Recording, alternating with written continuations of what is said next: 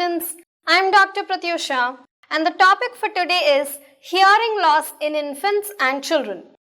We have already learnt about various types of hearing loss and hearing assessment methods, but there are some features unique to children and hearing loss, and this mandates the need to discuss this topic separately. Now, the period from birth to 5 years of life is crucial for the development of speech and language. Children with profound deafness, that is more than 90 decibels, will fail to develop speech in spite of not having any problems with the speech apparatus. That is, their oral cavity, including the tongue and vocal cords, is absolutely normal. But still they fail to develop speech because they have never heard anything to be able to reproduce that. So, there is a dire need to identify these children and provide treatment as early as possible so that other milestones are not affected in them. That is, their language and social development are not affected. Okay. So, first let us see the etiology of hearing loss in children. Etiology can be studied under three headings broadly, that is prenatal, perinatal and postnatal causes, before birth, during birth and after birth, where what can go wrong. That is our study of etiology. So first let us study the prenatal causes.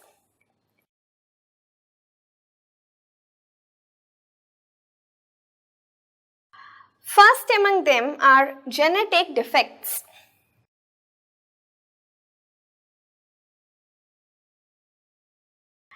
Now, ear alone could be deformed or not formed. There could be problems with the inner ear alone, or it could be a part of a syndrome. That is, there are multiple manifestations out of which hearing problem is one. So, either of them are possible. First, let us see inner ear dysplasias alone. Okay. First among them is called as Scheibe dysplasia. Scheibe. Scheibe dysplasia is the most common out of all of them, and that's why we are studying it first. In Scheibe dysplasia, let us see what are the features. First, the bony labyrinth is absolutely normal. Bony labyrinth is normal. And then in the membranous labyrinth also, what all do we have in membranous labyrinth? Utricle, saccule, cochlea and the semicircular canals. Semicircular canals and utricle are normal. It is the cochlea and saccule that are affected. They are dysplastic. So, when the cochlea is affected, obviously there will be hearing problems, and hence only because cochlea and saccule are affected, the Scheibe dysplasia is also called as cochleosaccular dysplasia. It's also called as cochleosaccular dysplasia.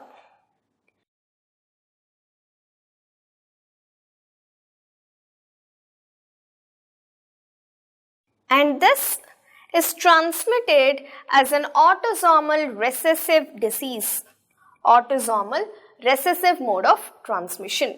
This is about Scheibe dysplasia, the first dysplasia, very simple, only the cochlea and saccule are affected.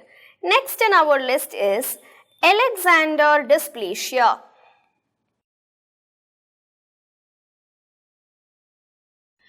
In Alexander dysplasia, only the basal turn of membranous cochlea is affected. In the first disease, that is Scheibe dysplasia, the entire cochlea is affected. Here, only the basal turn is affected.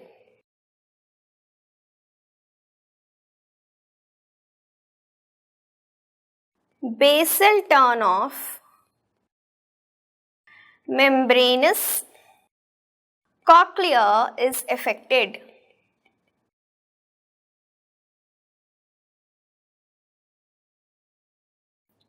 What are heard in the basal turns?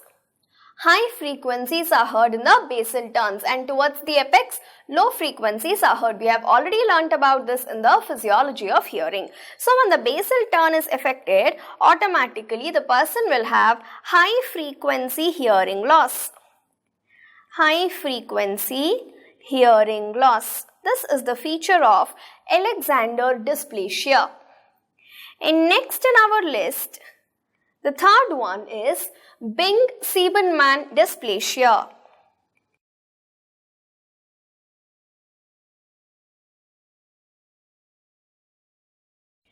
Bing-Siebenmann dysplasia. In this, there is complete absence of membranous labyrinth. There is complete absence of membranous labyrinth. In Alexander, only the basal coil was affected. Here, not just basal or apical, the membranous labyrinth is completely absent. So, there is no question of hearing. Next in our list is Michael dysplasia.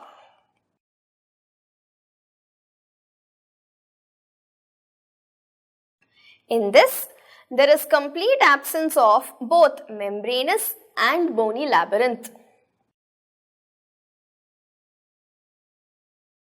Complete absence of membranous plus bony labyrinth.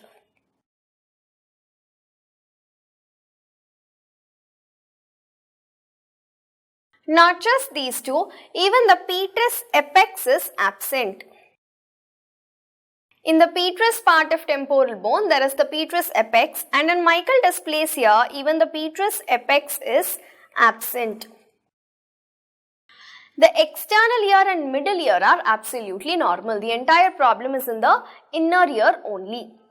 Now, when there is no bony and membranous labyrinth, even hearing aids or implants are also not useful. They don't work. Next in our list, we have something called as Mondini dysplasia. Let us see what is the feature of Mondini dysplasia. Only the basal coil is present here. In Alexander dysplasia, the basal coil was affected. Here, only the basal coil is present. Only basal coil is present. That is, the cochlea turns only 1.5 times. Cochlea has 1.5 turns only. Normally, how many turns does the cochlea have? 2.5 to 2.75 times the cochlea rolls upon itself. Instead of 2.5 to 2.75, here only 1.5 times it is rolling. So, only the basal coil is present. So, what will happen? High frequencies are heard, low frequencies are not heard. Along with this, there is also absence of the osseous spiral lamina. If you remember the structure of cochlea, there is an osseous spiral lamina that is separating the various compartments present in the cochlea, that is scala media, scala tympani and scala vestibuli. Along with the rhizinous and basilar membrane, the osseous spiral lamina is also acting as a barrier. And here this osseous spiral lamina is incomplete or it is absent.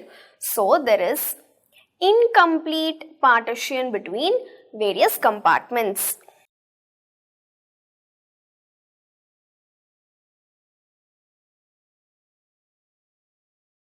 Incomplete partition between the scalae.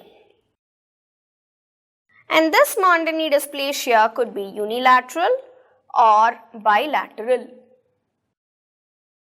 These are various dysplasias that are present.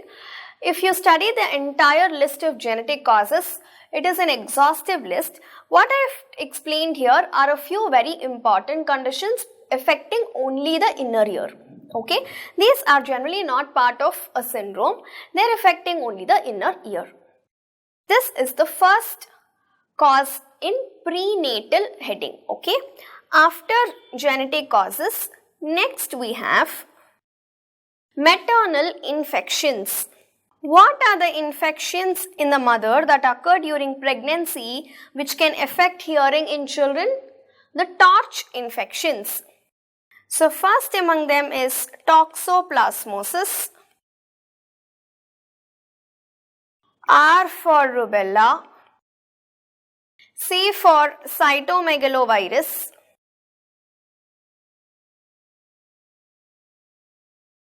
H for herpes type 1 and type 2. Syphilis is also there. These are all the known maternal infections which can cause hearing loss in the baby. Next, in the list of prenatal causes is drugs used during pregnancy by the mother. We already know a list of ototoxic drugs. Yes, aminoglycosides, diuretics, quinine, chloroquine and many others. So some of them, if used by the mother, can cross the placental barrier and affect the infant. They can destroy and damage the hair cells of cochlea and cause sensorineural hearing loss. And sometimes it is irreversible. Okay, especially if they are used in the first trimester. So let me write some of these drugs for you here. First is streptomycin, gentamicin, tobramycin, amikacin. All these drugs are aminoglycosides, and then we have chloroquine and quinine. These are used in malaria treatment, and also thalidomide.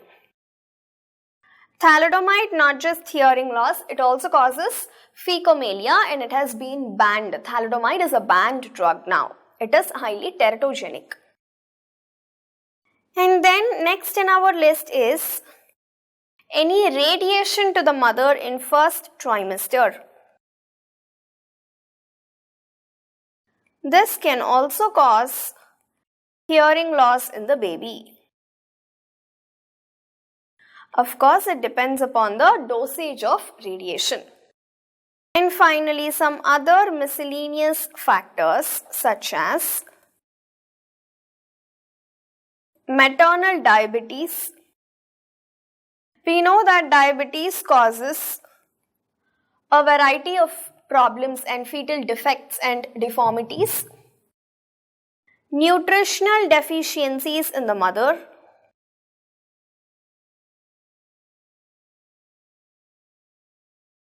Toxemia of pregnancy. Thyroid disorder in the mother.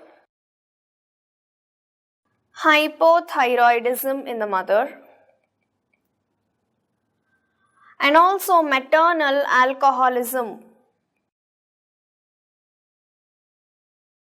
Alcohol during pregnancy is a teratogenic agent and it can also cause hearing loss apart from the facial defects.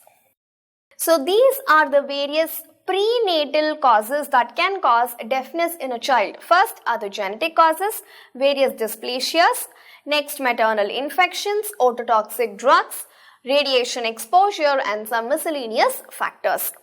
After studying the prenatal causes, let us now move on to perinatal causes.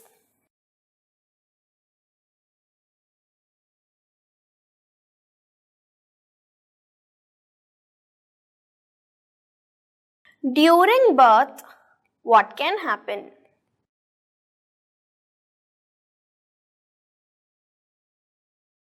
First is anoxia.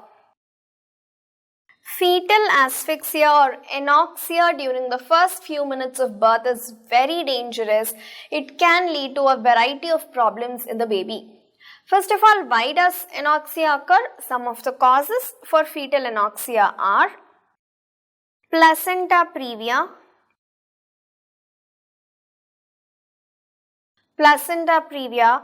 prolonged labor,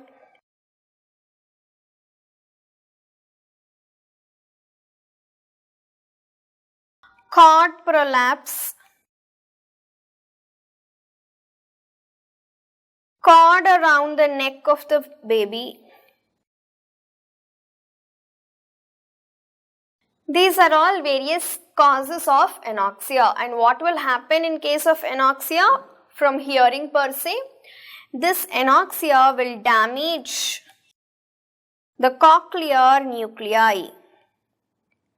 Anoxia damages the cochlear nuclei.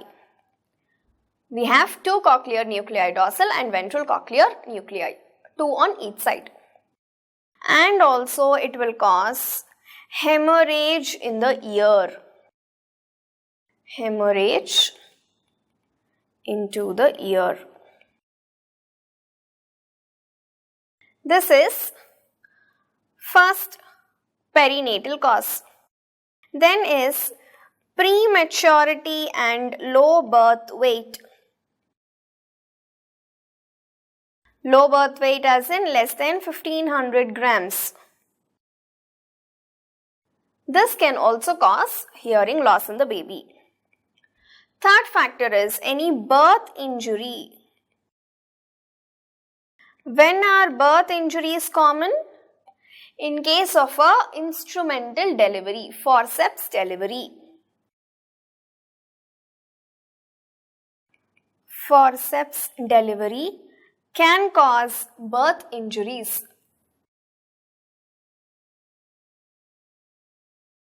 What happens here is there occurs intracranial hemorrhage. Intracranial hemorrhage occurs, and this will cause extravasation of blood into the middle ear.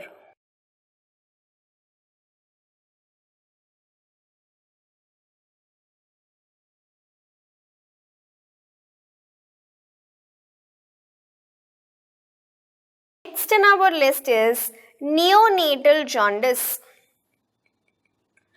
Neonatal jaundice. Does every neonatal jaundice cause hearing loss? No, especially if it is pathological with bilirubin more than 20 gram percentage.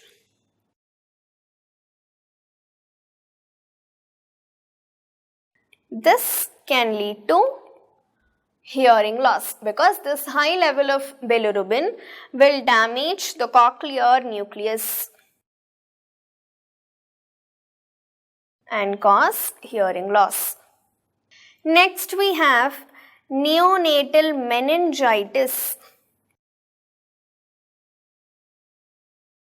and neonatal sepsis. These are two dangerous conditions that can lead to hearing loss. And also the time spent in neonatal ICU. This is an indirect reflection.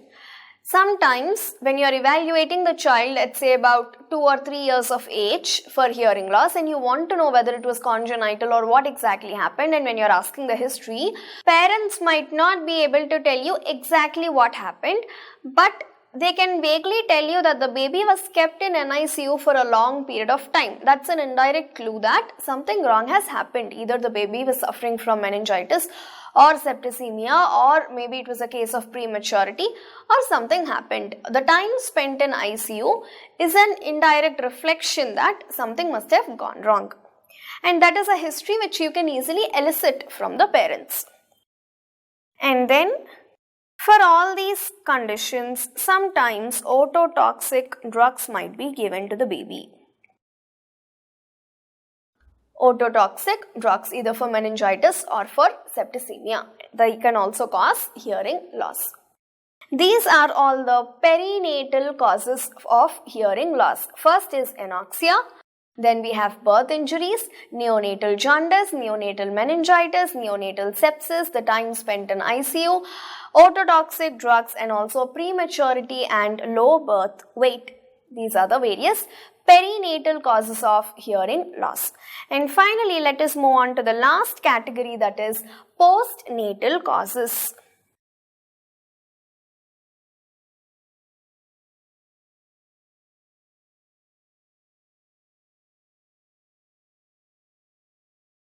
In postnatal causes, again, first category is genetic.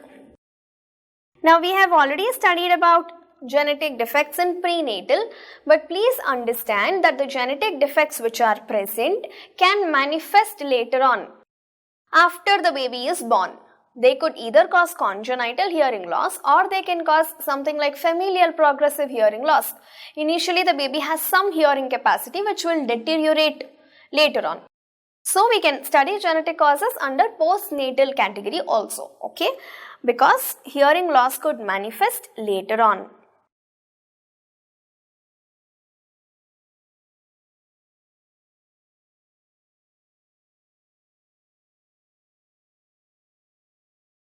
And this again, as we have studied before, can affect the inner ear alone or can be a part of a syndrome or in association with a syndrome.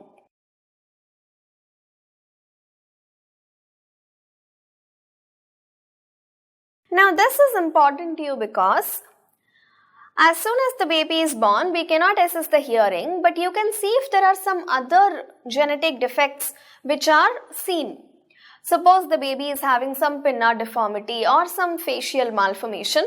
This should arouse a suspicion in you if the baby is falling under some syndrome which also includes hearing loss, so that you can evaluate later on. Okay. And then we have non-genetic causes.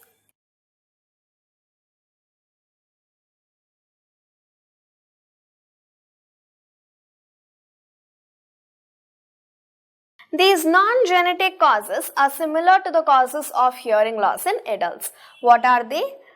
They could be exposure to ototoxic drugs, or it could be noise-induced hearing loss,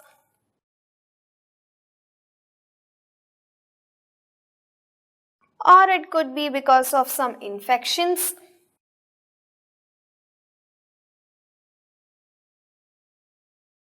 measles. One of the common complications of measles is middle ear infection, otitis media, mumps, influenza, chickenpox, varicella, otitis media directly. Otitis media can occur as a complication of the above infections or it can occur by itself. Meningitis and encephalitis,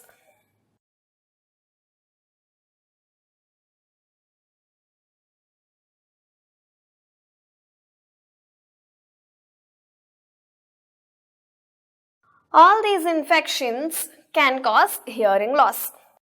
Now, most important among these is meningitis. Why is meningitis important? Because 1/3 of all the acquired causes of sensorineural hearing loss are caused by meningitis. 1/3 of them are because of meningitis. What are the most common organisms causing meningitis in that age group? Meningitis is responsible for 1/3 of all the cases. And what are the common organisms? Strep pneumoniae, which is most important, Neisseria meningitidis, and also Haemophilus influenza. Haemophilus influenza is also very important cause of neonatal meningitis and also meningitis in children. So these are the organisms causing meningitis, and how exactly meningitis causes hearing loss, let us see, because there are two routes by which the infection can spread. Meningitis is affecting the meninges, right? So from the subarachnoid space via the patent cochlear aqueduct. If you remember the structure of inner ear, the cochlear aqueduct is in communication with the scala tympani. Yes, and this cochlear aqueduct is patent in most of the children. So via the subarachnoid space and then through the cochlear aqueduct, then into the basal turn of scala tympani, the infection spreads. That is one route. What is the route? From the subarachnoid space the infection spreads via the cochlear aqueduct, and from the cochlear aqueduct into the basal turn of scala tympani.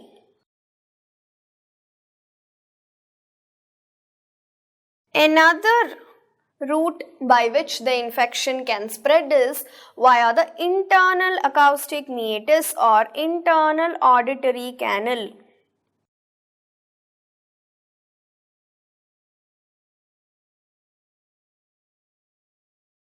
From the internal auditory canal, the infection can directly come into the cochlear modulus, passing through the perineural and perivascular spaces.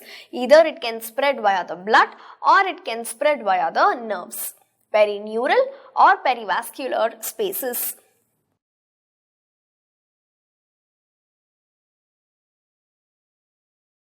So by this we understand that meningitis can easily come into the inner ear and cause deafness. And this meningitis related hearing loss could be unilateral or bilateral.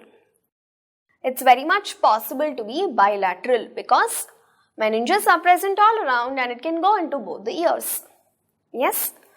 Along with deafness, some special features of meningitis associated hearing loss are: you also find vertigo, nausea, vomitings, and ataxia. These are all features of meningitis related hearing loss. Then how do we treat this? Treatment of meningitis is of course by antibiotics. But what you have to remember here is corticosteroids. Corticosteroids should be started as early as possible and they have to be given for 2 days. Just giving corticosteroids for 2 days will reduce the incidence of hearing loss, which once occurred is permanent. If at all the infection has spread from meninges into the cochlea and it has destroyed the hair cells of cochlea, the hearing loss is permanent.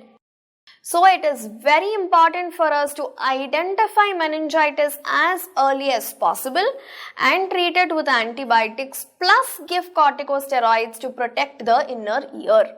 Okay, so corticosteroids are very important to protect the inner ear.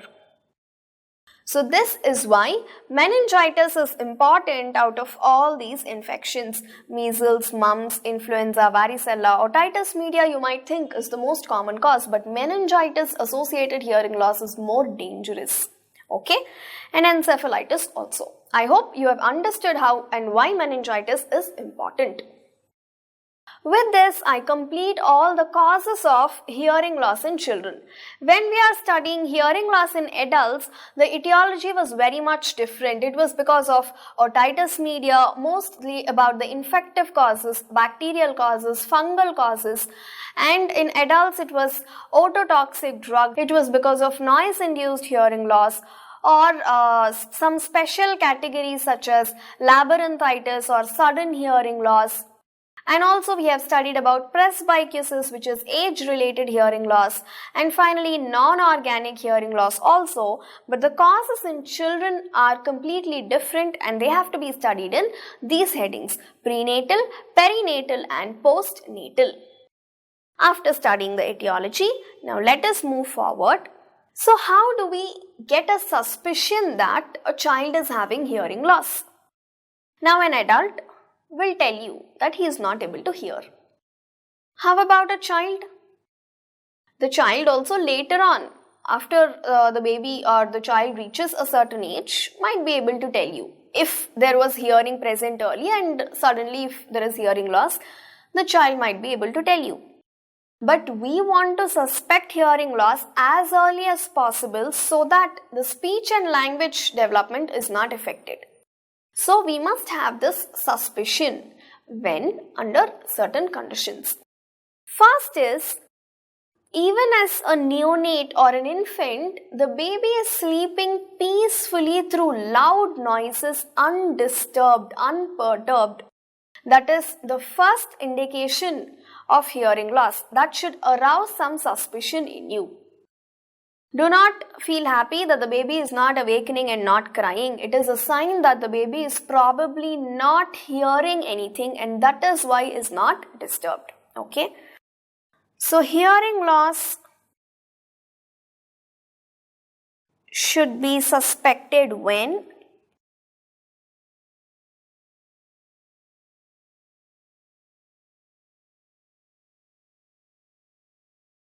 I'm even writing this down for you because it's very important that all doctors, not just doctors, healthcare workers, parents, everybody are aware of these signs so that they can detect a case as early as possible. Okay. So first in our list is child sleeps through loud noises undisturbed.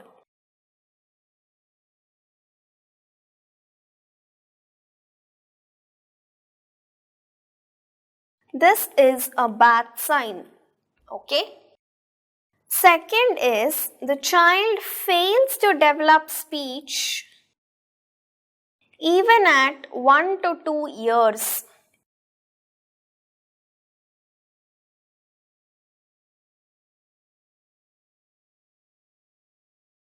Now, according to me, this is still late. You should not wait up to 2 years to detect hearing loss, but high time at least. Okay. Third is sometimes the child is able to hear something. There is no profound hearing loss. Able to hear something, but there is hearing loss, and that will lead to defective speech production. The third point is not for profound or complete hearing loss. There is partial hearing loss, and such kids will develop defective speech, and they are labeled as poor attention candidates. And they also have poor performance in school. Now, because of this poor performance in school and poor attention, they could be labeled as mentally retarded or low IQ or intellectual disability, but the actual problem is hearing loss, which the child cannot complain to you. So, whenever we find children inattentive or not performing well or having some defective speech, it is hearing loss that should come into your mind even before thinking about intellectual disability. Okay. So, now let us see high risk categories. Risk factors for hearing loss in a child.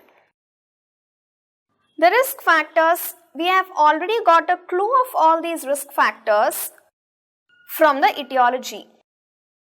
But still, let us see all of them in a list.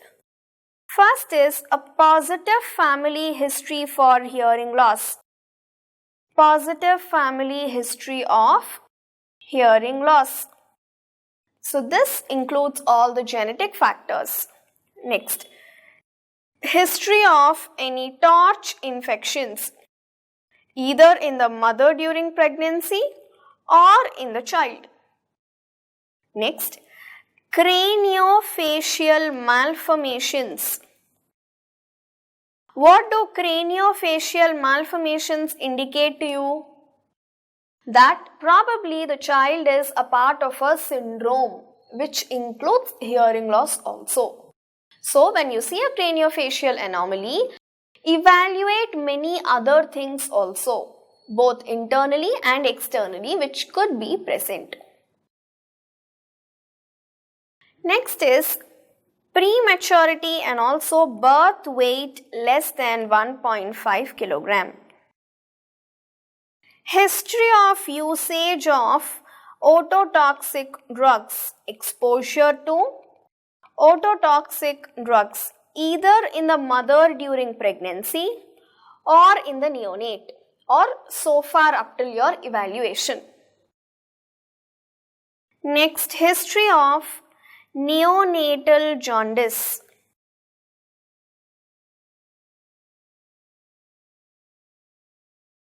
History of any meningitis. You already know why meningitis is so important. Yes? Next is Apgar score. I don't know if you're aware. As soon as a baby is born, something called as Apgar score is done. It is done immediately by the doctor. It includes 5 components: A for appearance, P for pulse, G for grimace, A for appearance, P for pulse, G for grimace, A for activity and R for respiration. These are the 5 components of Apgar score, and it is done immediately by the doctor at 1 minute and again repeated at 5 minutes. And for each component you have a score from 0, 1 and 2. So the maximum score is 2 for each component, 5 into 2 is 10 and the minimum score is 0. Now this Apgar score, if it is 0 to 4 at 1 minute or if it is 0 to 6 at 5 minutes, it is bad. It is not supposed to be so low. The highest score is 10 on 10. Okay.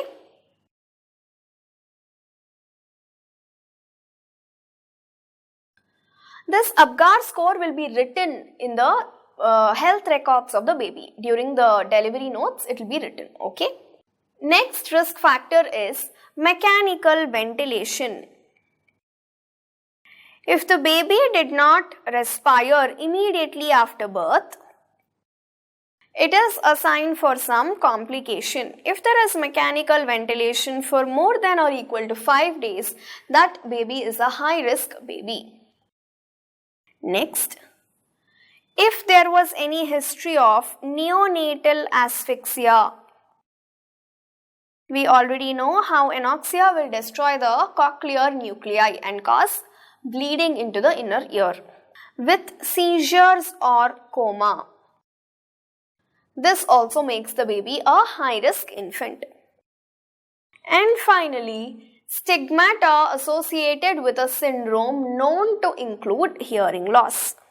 For example, there is Peary-Robin sequence where you have micrognathia, glossoptosis and some other features, and when you see them, cleft palate, and when you see them, this should arouse a suspicion of hearing loss in you because Peary-Robin sequence also causes hearing loss. Similarly, if it's a Down syndrome baby, you can see various features of Down syndrome such as microcephaly, epicanthal folds, low set ears and many things. Hearing loss is not something that is very conspicuously seen externally on the baby. So when you identify these syndromes, hearing loss should come into your mind. Okay, that is stigmata associated with a syndrome known to include hearing loss. These are all high risk categories in whom there is a chance of hearing loss. And now let us move into the next step, that is assessment methods. First we have understood the causes and then we have studied about how to be suspicious and alert to find a baby, to identify a baby with hearing loss. Okay, you have got some suspicion, you have seen a baby during say regular vaccination course. At 1 year when the baby has come, you have got a doubt for some reason that maybe this baby is suffering from hearing loss. How do you evaluate and assess? That is important. Okay, that is our next heading, that is assessment of hearing.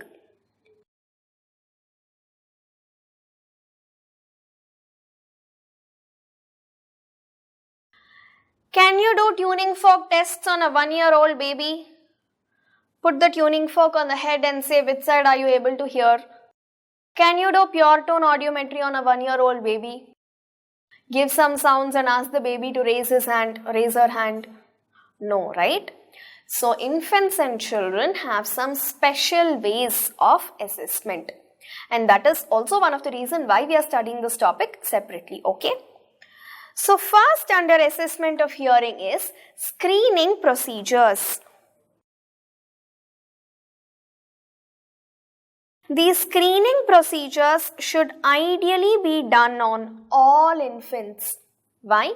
Although we have identified some high-risk categories, you will observe in your practice that most of these high-risk babies do not have hearing loss. And you will observe another thing also, that babies who are actually having sensorineural hearing loss most of them do not have any risk factors. So finally, after studying that exhaustive 11-point list, what we have found out is that there is no strong correlation between those risk factors and hearing loss. So you cannot just rely on them and leave it at that. You have to screen all the babies, and that is what we call as universal neonate screening.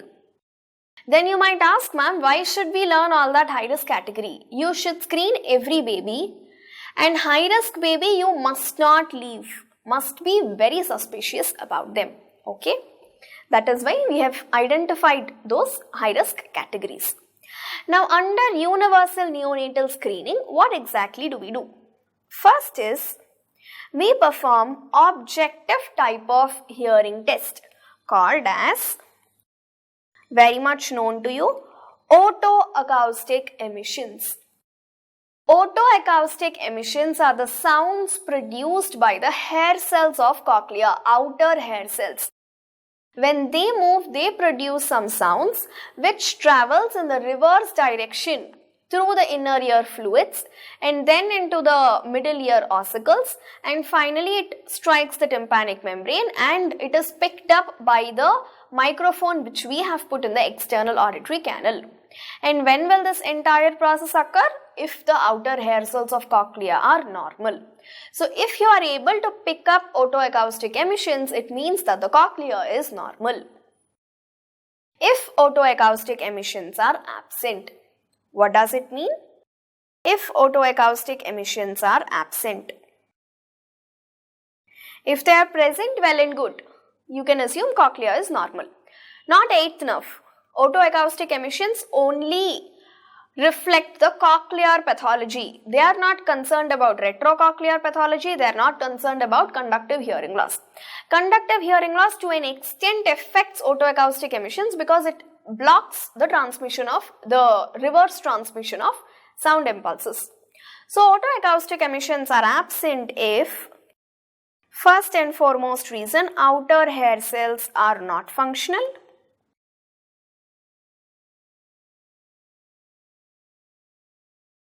If there is some middle ear effusion,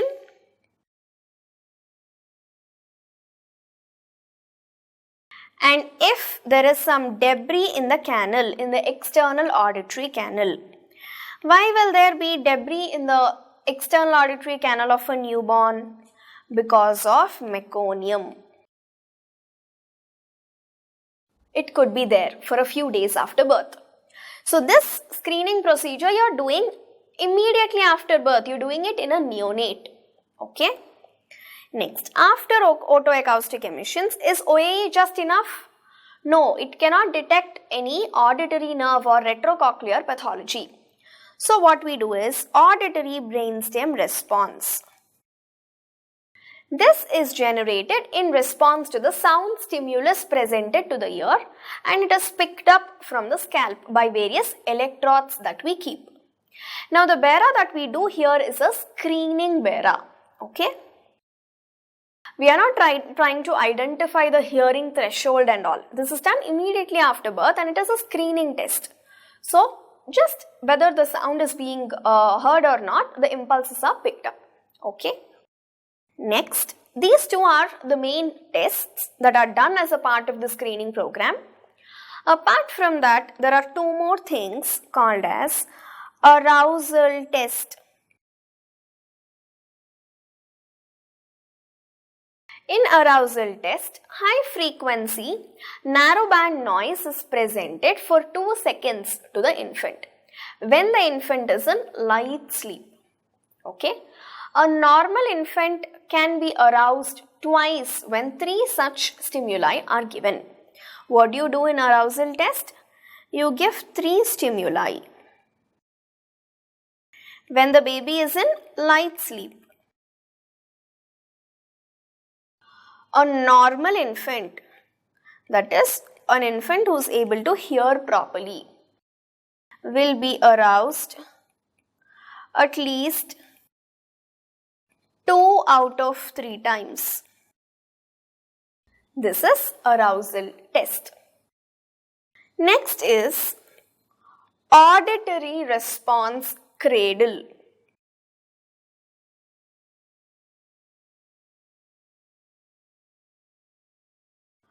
What is this auditory response cradle? The baby is placed in a cradle and the baby's behavior is observed. What behavior? Trunk and limb movements, any head jerk, respiratory movements, all of these are observed in response to an auditory stimulation that is monitored by transducers. So you give some sounds and observe the baby's behavior. That is auditory response cradle. With all these methods, we can screen babies with moderate, severe or profound hearing loss, but not mild hearing loss. But for now, that is our purpose. It serves our purpose. We want to identify babies with severe and profound hearing loss so that their speech is not affected because of this hearing loss. With these tests, we can identify moderate, severe and profound type of hearing loss. Next, after the screening procedures, next in our list is behavior observation audiometry. Behavior observation audiometry. What is this? When an auditory signal is given, there should be some change in behavior of the baby, such as the baby should become alert and stop the activity that he or she is doing. Suppose you have given some small toy to the baby and the baby is playing with both hands, and suddenly when there is a sound, at least for a moment, the baby should stop this activity and try to locate the sound, or at least stop this activity, cessation of activity. Or the baby should widen the eyes, or there should be some facial grimacing. These are all changes in behavior. Basically what we are trying to identify is the baby able to hear or not? Okay, auditory signals and change in behavior is observed.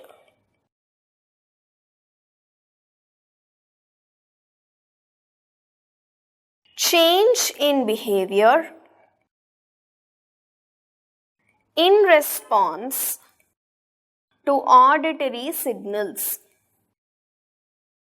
Now you might ask me, ma'am, what is the difference between auditory response cradle that we have studied in screening procedure and this change in behavior in response to auditory signals?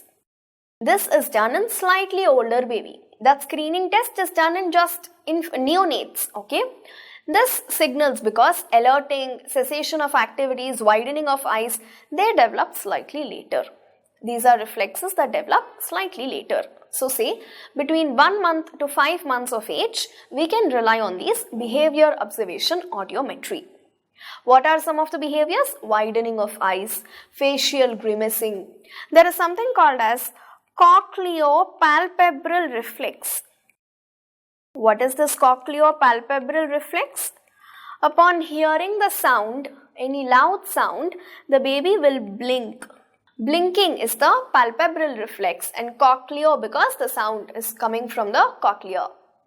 That is cochleopalpebral reflex. All these are behavior changes that are observed in the baby. Next, third on our list is distraction techniques. Distraction techniques. These are done in 6 to 7 month old baby. How do we do this is, we take the child who is sitting in a mother's lap and one assistant will distract the child by showing some toys to the child in front of the child, and we, the examiner, will produce some sound on one side or behind the baby. Now the baby is totally engaged in this activity that is happening in front of him or her, and sound is coming from elsewhere. What result is expected from the baby? The baby has to turn the head and try to locate the source of the sound. We give various types of sounds such as a high frequency rattle or a low frequency hum or some whispering sounds such as hissing sounds. Like that, various types of sounds are given when the baby is distracted in some activity, and we expect the baby to turn the head and try to locate the source of the sound. Then it indicates that the baby is able to hear. Okay, that is distraction technique. In distraction technique, the baby should turn the head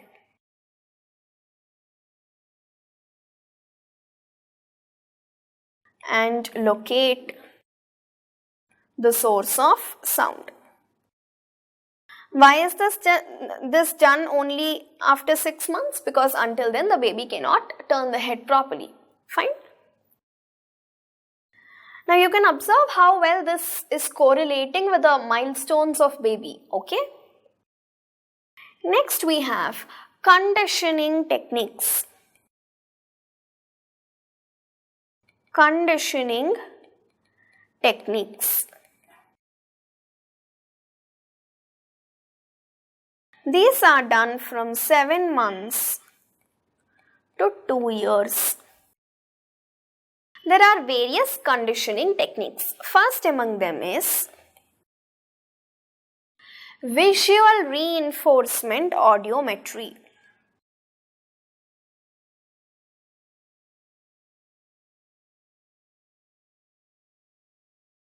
The name says that there is some relation between sound and eyes, vision and hearing. What we do is, some sound is produced and the child will turn the head in the direction of sound. This already the baby is doing in the before test itself.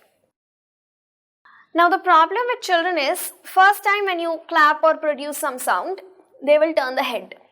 If you repeatedly keep on doing it, they will stop responding to that. Yes, have you observed? These are all practical problems when you are examining children. Okay, so how the parents should train the child is, so that the child doesn't get bored of this, they should reward that behavior of the child by flashing some light or showing some animated toy. If it is slightly grown up, 1 to 2 years, you can say something that the child will understand. But at 7 years to 1 year of age, the child is able to locate the sound and is turning the head. But the child should not get bored of this activity subsequently. So to hold the interest of the child, what we do is, whenever the child turns the head, we show some flashlight. This light can be easily identified by the child. Okay, the child can pick up the light. So the child will show some interest in searching for the sound.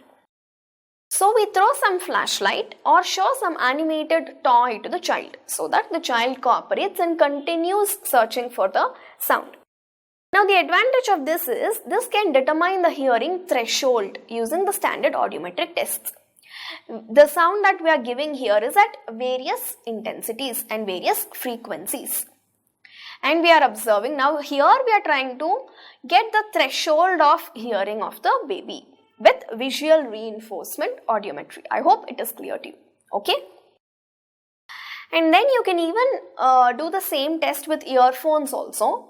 Sound is produced and the baby will respond in some way, not searching for the sound because it's coming directly from the earphone. But still you can observe that the baby is hearing, and to encourage that behavior, you will throw some visual flashlight or something. That is visual reinforcement. Next we have play audiometry. Now the child has further grown up and is able to understand. The child is also playing now. So what you will teach the child is, whenever the child hears a sound, you should ask the child, you should give some toys to the child, say marbles or some balls or something. And whenever the child hears the sound, the child should be trained to keep this marble into a box, or to keep that ring into a box, or to put that ball into another box. Basically, the child should clearly be able to communicate to you that the child is hearing. Now, all this is before the child develops speech, before the child is able to understand instructions. They are all modified ways of pure tone audiometry. In pure tone audiometry, what we do, whenever you hear some sound, you ask the patient to raise the hand. Now the child's IQ is still not so well developed. So some playful methods we try to determine so that the child can hear and we can understand that the child is hearing. And whenever the child puts the marble correctly upon hearing the sound, we reward that behavior so that the child will continue to do so. This can be employed for children who are between 2 to 4 years of age. Okay, and with this also we can identify the specific thresholds. Hearing thresholds can be identified. Next, now the child has further grown. What we do here is speech audiometry. The child is able to understand some words also. Now remember, these techniques cannot be done for children with profound deafness. Profound deafness and all, we have already identified them in the before stages itself. During the screening and behavior methods itself, we have identified them. If they have come until this stage, that is conditioning techniques, means they at least have some amount of hearing. So here what we do is we ask the child to repeat the names of certain objects. We show him or her a ball and we say ball and we ask the child to repeat. We show a pen and we say pen and we ask the child to repeat. Or we show some colorful charts which have pictures on them and we say show me where is a doll in this or show me where is a book in this, and if the child identifies, he will point out. This requires two things. One is the child should be able to hear, the child should be able to understand your speech, and the child should have pre-existing knowledge about what you're talking. Only if the child knows what is a book or what is a pen, he will be able to point out or identify. So we will use some simple objects which the child knows. But the first two we can determine. We can determine the hearing threshold and we can also determine the speech discrimination score. In this, even the voice is gradually lowered. The voice is increased and decreased so that we can identify what is the hearing level of the child and also the speech discrimination. Hearing threshold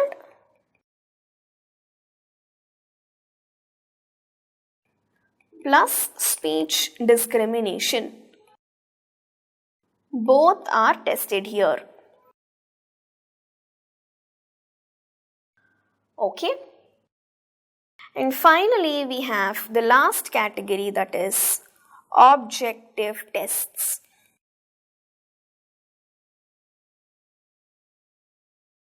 Now, in the tests done so far, what are the pitfalls?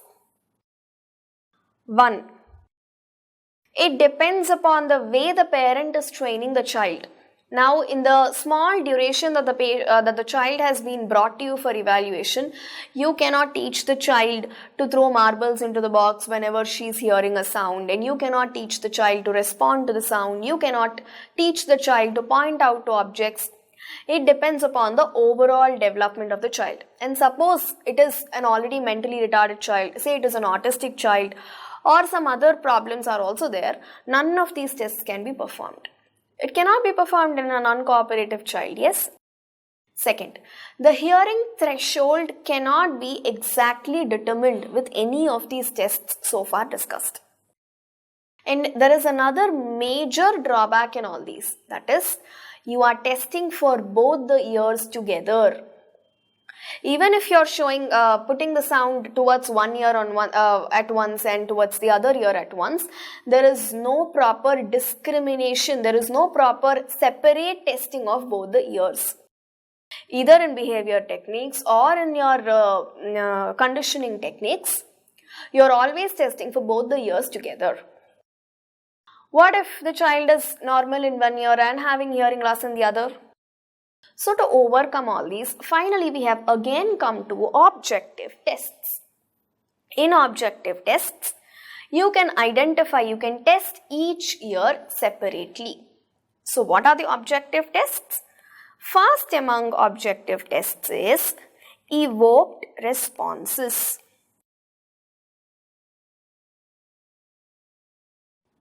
We have already studied about objective tests in assessment of hearing.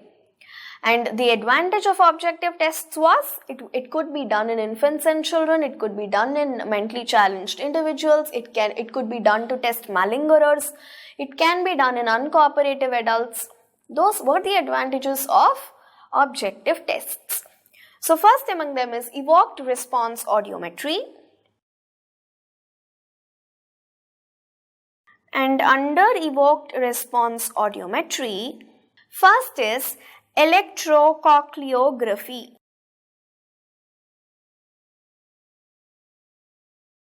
What are you doing? A very fine needle is passed through the tympanic membrane, and this tests the cochlear function. It's an invasive procedure because we are piercing the tympanic membrane and going inside. Although it's a very fine and thin needle, but still it's an invasive procedure. We are testing for the function of cochlear.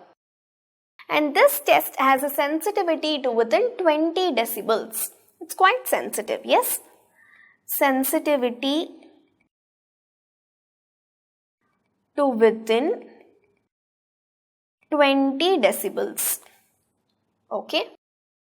Next, after electrocochleography, we have auditory brainstem response. What is this auditory brainstem response, commonly known as BERA?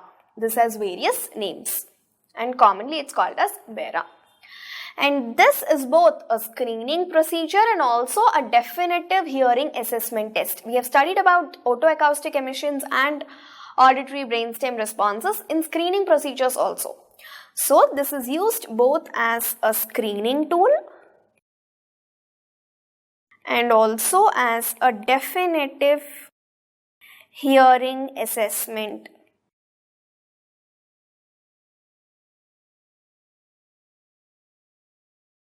Tool, okay. When you are using it as a screening tool, response to a click stimulus of less than 40 decibels or less than that is a criteria to pass the test. For 40 decibels or even less than 40 decibels, maximum is 40 decibels, until that point if the patient is able to respond, then the infant has passed the test and you let the baby go. Whereas when you are doing it as a definitive hearing assessment test, then an ABR tracing is obtained. First you do it at higher sound stimulus and then you gradually lower the sound till the wave 5 is just identifiable but repeatable. You know, among the waves of BERA, wave 5 is most reliable. Okay. So from high frequency we start and we keep on doing until wave 5 is just traceable, just identifiable but repeatable. Okay. That is done if you are doing a definitive hearing assessment test, if you are using BERA for definitive hearing assessment. Okay. Screening tool, single click. Single click stimulus and 40 decibels or less than that if the baby is able to identify, you pass the test and send the baby. Whereas if it is being done as a definitive tool, then an ABR tracing is obtained, where you can see all the waves and where exactly in the pathway is the problem. Okay? Yes. After evoked response audiometry, we again have otoacoustic emissions. This was also used in both screening and now it is being used in definitive assessment also. So now I'm dealing these in brief because we have already learnt about each one of them in detail in assessment of hearing. Now the principle of the test and the interpretation of the test remains absolutely same whether you're doing it in an infant or in an adult. Okay. The points that are specific to children I'm mentioning here. Under OAEs, if you remember, we have two types: transient evoked otoacoustic emissions and distortion product otoacoustic emissions. Yes, these two types were present. Okay. Now here they are useful.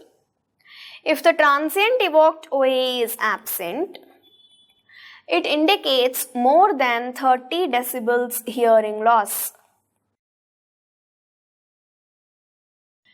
If the distortion product OA is absent, this indicates more than 50 decibels hearing loss.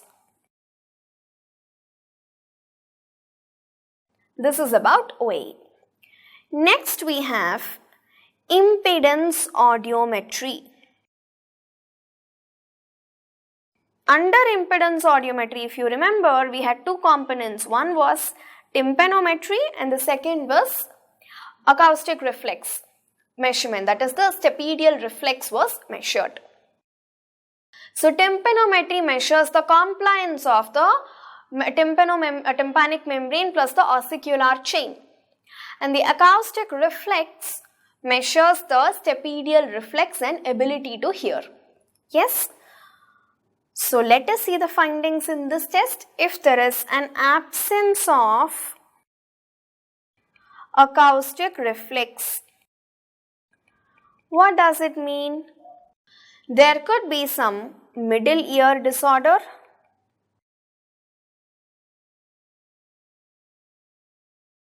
there could be retrocochlear hearing loss,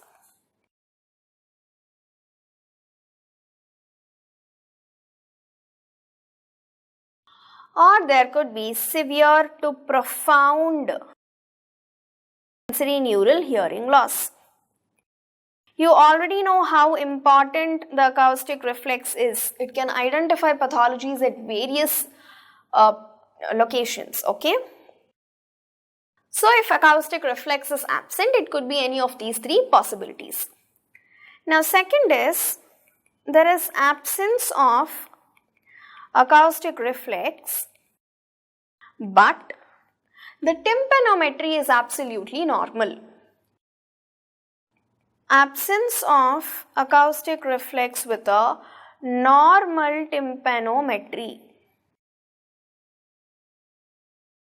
but there is parental concern.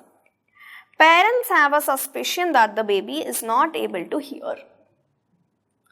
Then what does it mean? Now tympanometry is normal means middle ear is normal. But still acoustic reflex is absent and parents are also concerned. It means that the child is having sensorineural hearing loss of severe or profound degree.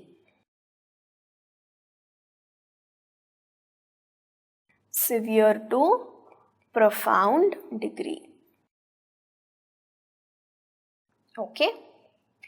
Next, if there is absence of acoustic reflex with an abnormal tympanogram. Now what does it mean? It means that there is conductive hearing loss. Conductive hearing loss.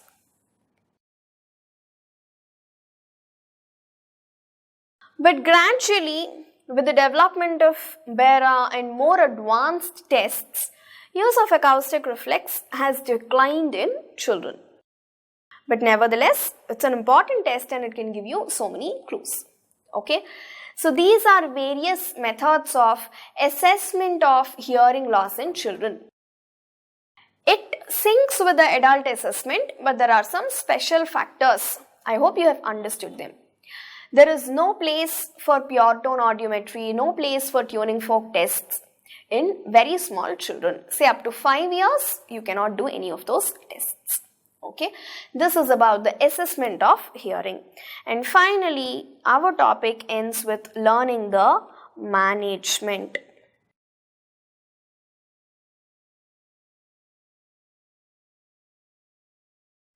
Which is most crucial and most important.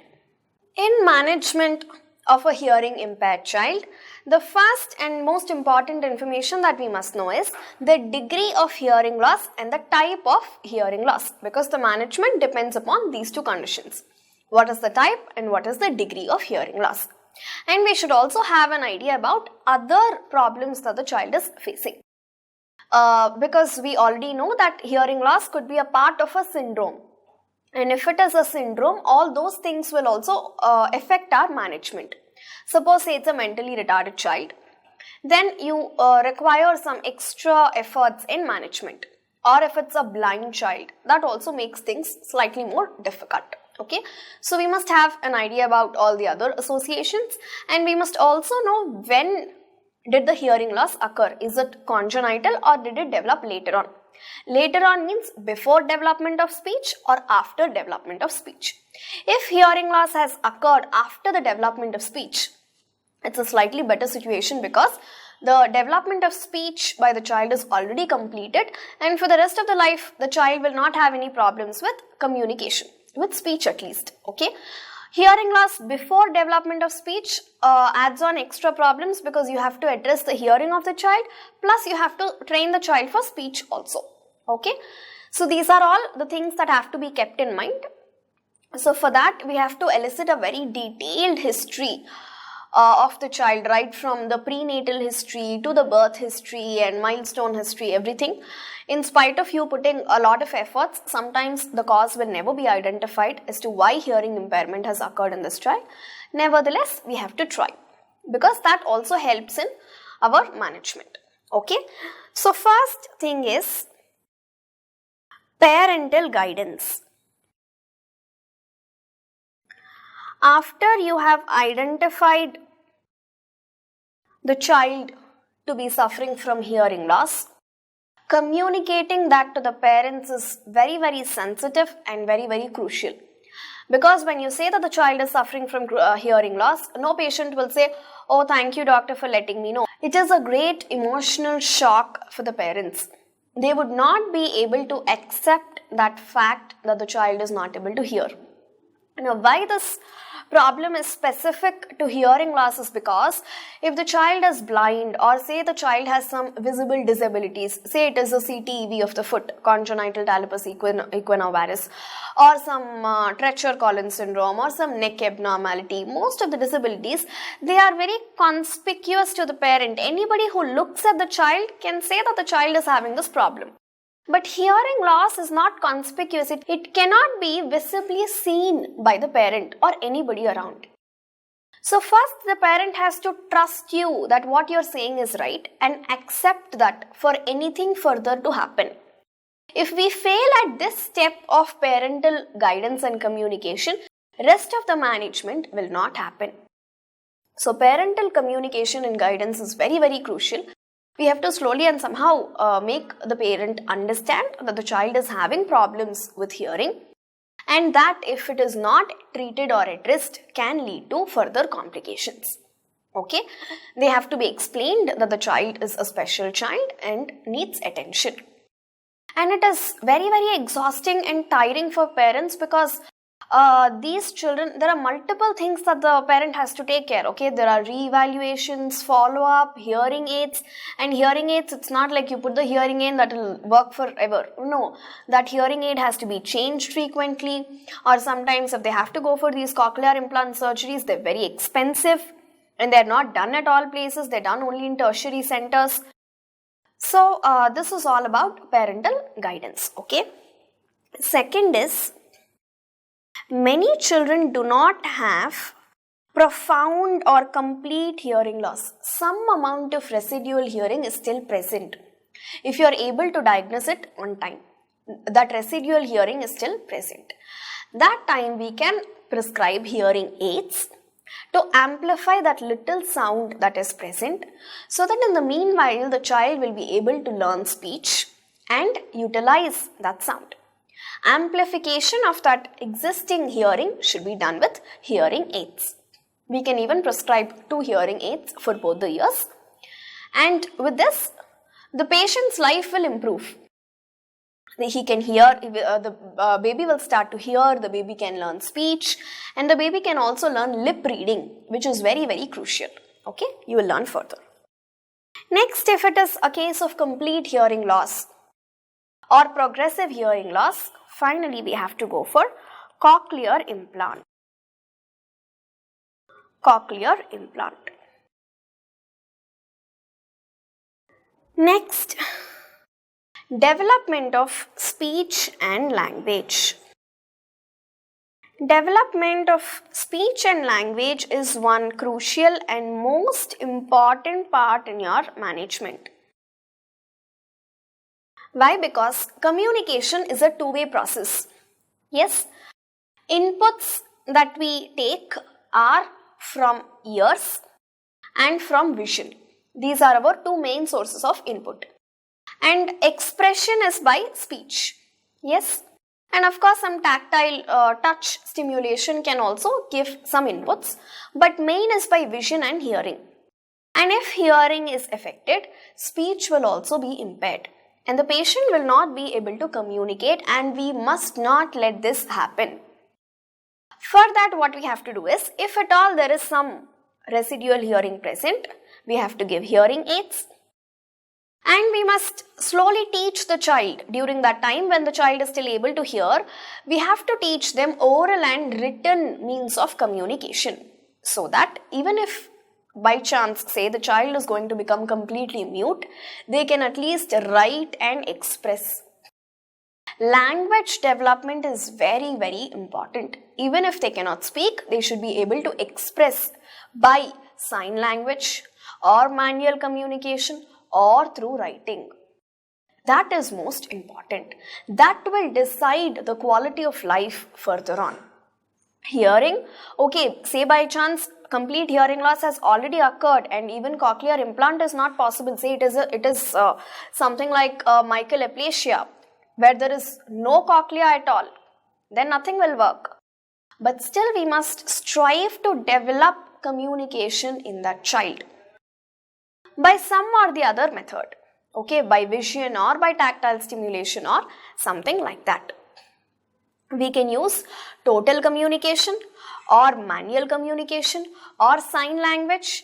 Now you will be surprised that these children are very, very good at lip reading. Even for some amount of time, if they are able to hear, either by a hearing aid or even if you have done a cochlear implant surgery also, the implant will always not be there. There will be a battery that has to be charged. So during night times and all, the implant will be there inside, but the external machine that they put will not be there. Even during that time, the patient can actually lip read and understand. Okay. So lip reading is one very important method of communication in these people that has to be trained. And sign language also plays a crucial role. And in people who are completely deaf, we have to take some special measures to facilitate the smooth functioning of their life. One method is vibrotactile aids are present, that is put on the sternum of the patient, and whenever there is a loud sound, that will produce vibrations, and the patient can perceive those vibrations and understand at least that there is some sound. Now these people, when they are alone at home or something, if there are calling bells ringing or if there are some other sounds on the road, they cannot hear, okay, and that can cause a very big handicap in life. So we have to make alternative adjustments. Say in the house, instead of calling bells or along with calling bells, some light stimulus is also produced so that the patient can at least respond to that light. Okay, and even when they are traveling on the roads also, some of these special measures have to be taken to facilitate their life. This is all about development of speech and language and communication. Next important point in management is education. Now please remember, deaf people and mentally retarded children are completely different. People who have hearing loss can absolutely understand and they're very good at education. Now if both of them coexist, that is a different situation. I'm talking about children who only have hearing loss. So they can be put to some special schools where the teachers can teach in sign language, or if their hearing loss is only moderate, they can be sent to normal schools also, and they should just be provided with some preferential seating. Say they are sitting close to the teacher, wearing hearing aids. Such arrangements have to be made, but their education should not be compromised upon. Now there's something called as radio hearing aids, okay, where the teacher will have the microphone and the child will have the receiver. So wherever the child sits, the teacher's voice will nicely come into the ear of the child. In spite of the surrounding noise or other factors, that will improve the hearing very, very much, and that has revolutionized education in hearing impaired children. Okay, so special means have to be taken for their education, but nevertheless it can be done and it should be done. And finally, vocational guidance.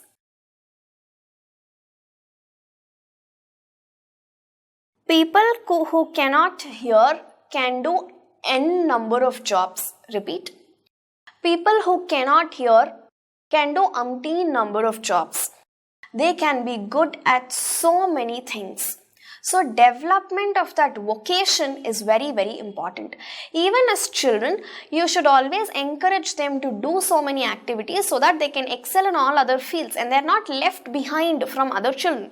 Suppose even at small age, they can do skills like gardening, they can be good at art and craft work, they can be good at drawing and painting, they can have beautiful handwriting, they can do stitching, they can be good at typing. They can be wonderful at a number of things that do not involve hearing or that do not involve speech. So they could be wonderful at sports. There are so many sports that do not require us to hear. A deaf person can be an excellent chess player or an excellent hockey player. So many things, right? So this development of vocation is very, very important. Now the base of all these things, that is why I told you, is parental guidance. Parents of these children must take in extra efforts to develop all these skills in children. But finally our ultimate goal is we should not let them stay behind. They have to be rehabilitated in all ways possible so that they can lead a good quality of life later on as adults. We should not let their impairment become a handicap and a disability. It should not affect the quality of their life and also social life later on. That is our aim of management of these children, and identifying as early as possible would make so much of difference. For example, putting a cochlear implant at 6 months of age, putting a cochlear implant at 1 year of age, putting a cochlear implant at 5 years of age, all of them have different results and outputs. The earlier you put, the better the speech and language. So it's most important to identify these children and treat them as early as possible and manage in whatever capacity it can be done. Thank you very much and have a nice day.